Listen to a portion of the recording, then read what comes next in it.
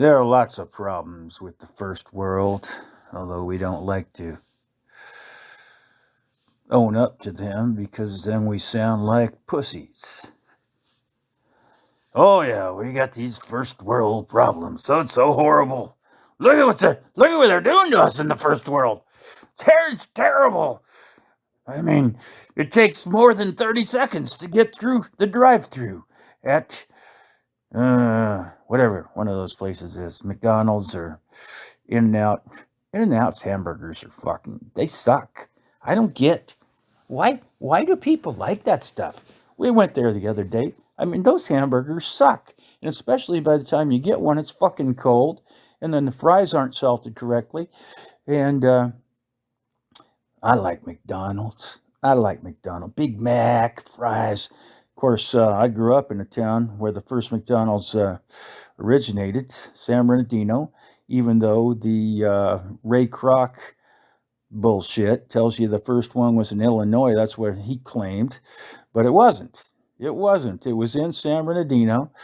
And it was in 1960. I forget what it was. But yeah, we used to go there all the time. And it was the classic McDonald's. You got the arches. You got the tile building. It's very small.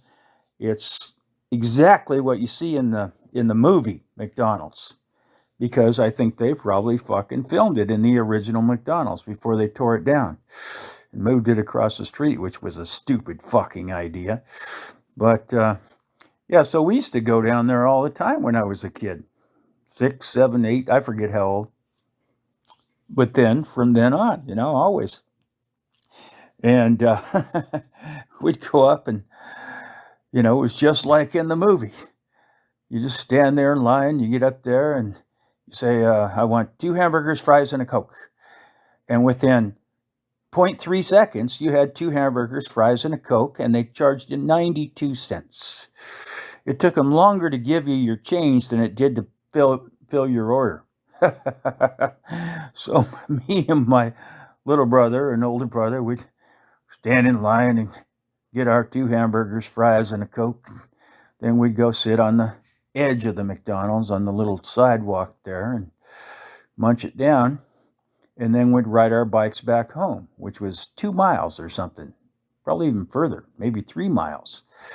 But that's how much we loved McDonald's. We loved McDonald's.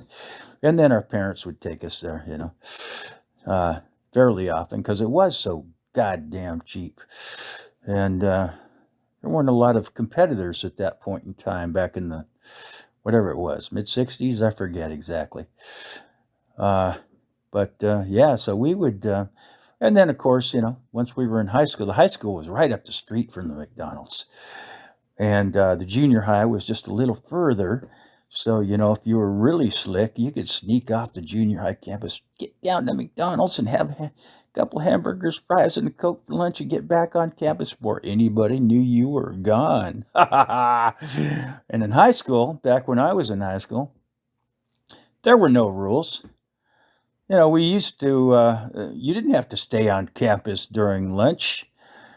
And I don't even, not sure what even though I've been a teacher forever, or was a teacher, I'm retired now.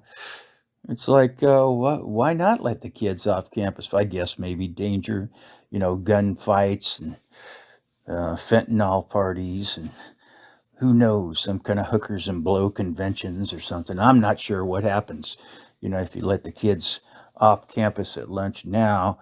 But back when we were on campus in the 70s, let's go for high school, okay? So I graduated in 77, so for 70, whatever it is, whatever those 4 years are, we could go off campus.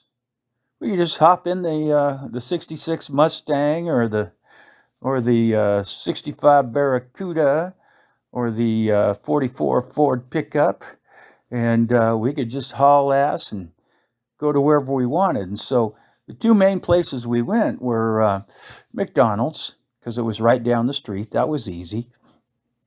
It only took 30 seconds to get there. but you had to drive your car. Walking was stupid. You got to get in the car. Got to be cool. And then the other place we would go to was Del Taco. Now, Del Taco was about a couple miles north off of Sierra Avenue. And that didn't take that long. We had, I forget what it was. It was more than 30 minutes. I forget exactly what it was. But surely,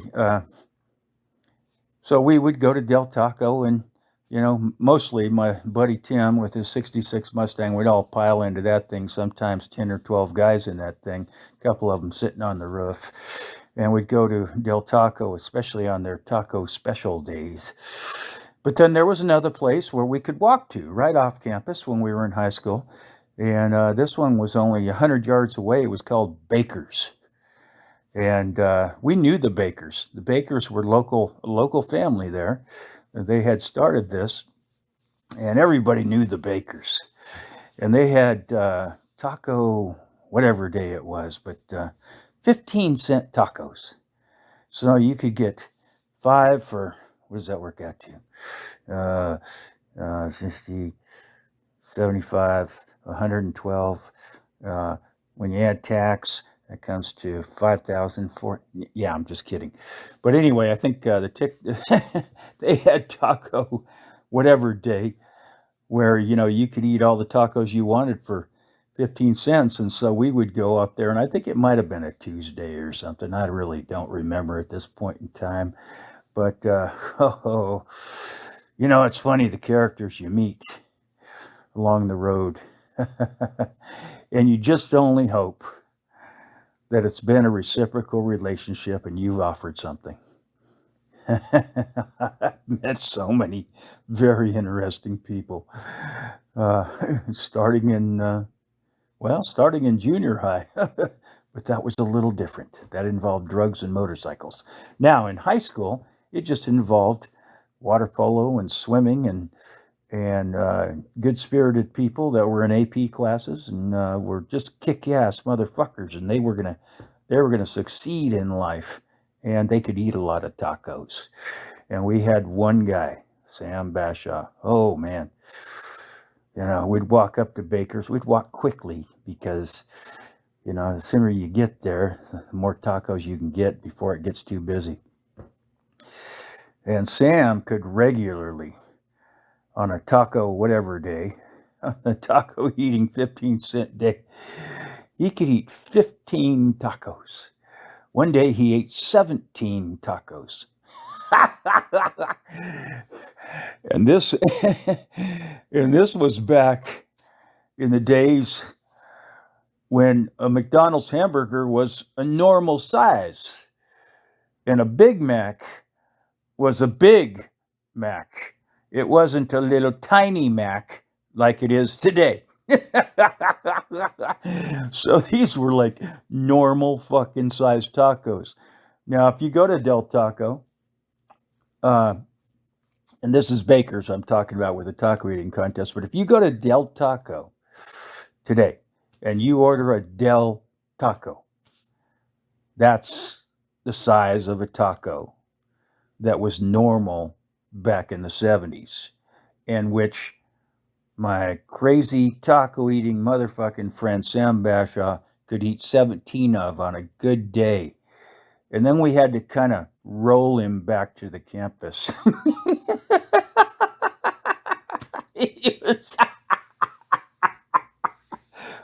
It's like these guys who can eat 500 hot dogs. How does that happen? Oh man, that's got to be bad for your digestive system. But yeah, those were the good old days. Now here we are. We got little food.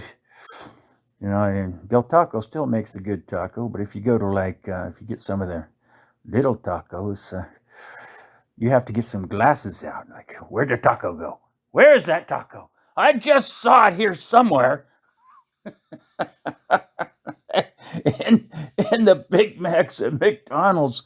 I mean, it's embarrassing, isn't it? Man, I must be a hog. I just ate that Big Mac in one bite. I must be a fat, consumptuous pig. Look at that. What I did with that Big Mac. Gulp. Down.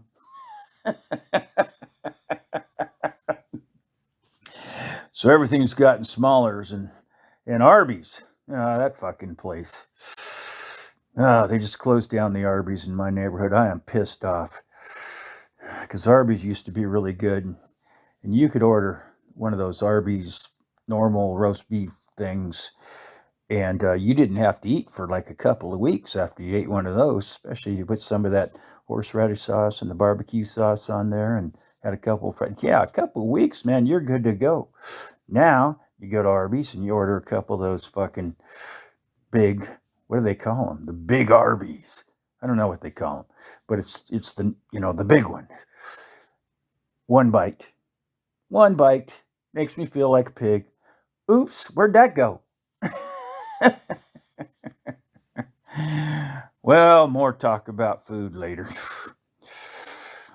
There's so much to complain about in life. It's surprising that I ever think of anything positive to say. Let's see, do I have anything positive to say?